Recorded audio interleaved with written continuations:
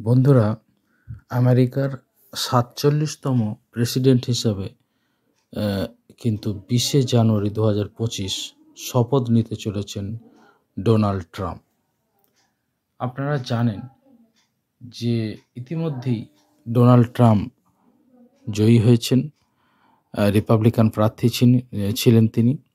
কমলা হ্যারিসকে হারিয়ে তিনি জয়ী হয়েছিলেন এবং ট্রাম্পের জনপ্রিয়তাও শেষ দিকে প্রচারকালেও লক্ষ্য করা গিয়েছিল যে খুবই বেড়েছিল জনপ্রিয়তা, এবং একটা নির্বাচনী সমীক্ষাতেও আভাস ছিল যে ট্রাম্পই হয়তো জিতবেন, এবং সেই সমীক্ষাকে সত্যি কথা বলতে গিয়ে সঠিক প্রমাণ করেই কিন্তু ডোনাল্ড ট্রাম্প জয়ী হয়েছেন। আমেরিকার ৪৭তম প্রেসিডেন্ট হিসাবে কিন্তু ২০শে জানুয়ারি ২০২৫ তিনি শপথ নিলেন।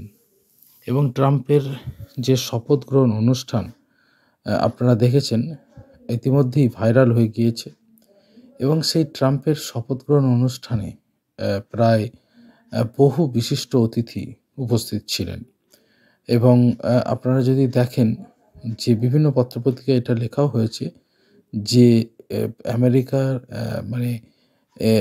বিগত বেশ কয়েক বছর, অন্তত ৩০-৪০ বছর এই দৃশ্য দেখা যায়নি যে প্রেসিডেন্ট শপথ নিচ্ছেন একটা ইনডোর ভিতরে, ইনডোর একটা স্পেসে তিনি শপথ নিচ্ছেন, এই দৃশ্য কিন্তু দেখা যায়নি। তার কারণ এবার ঠিক ২০শে জানুয়ারি ২০২৫ ওয়াশিংটনে এতটাই ঠান্ডা এবং কনকনে ঠান্ডা পূর্বাভাস ছিল, এবং সেই প্রচণ্ড আবহাওয়ার খারাপের কারণেই কিন্তু ডোনাল্ড ট্রাম্প ইনডোর স্পেসে কিন্তু মঞ্চে শপথ নেওয়ার কথা কিন্তু মার্কিন প্রশাসন স্থির করেন, এবং এর ফলেই কিন্তু তিনি সেখানে শপথ নেন।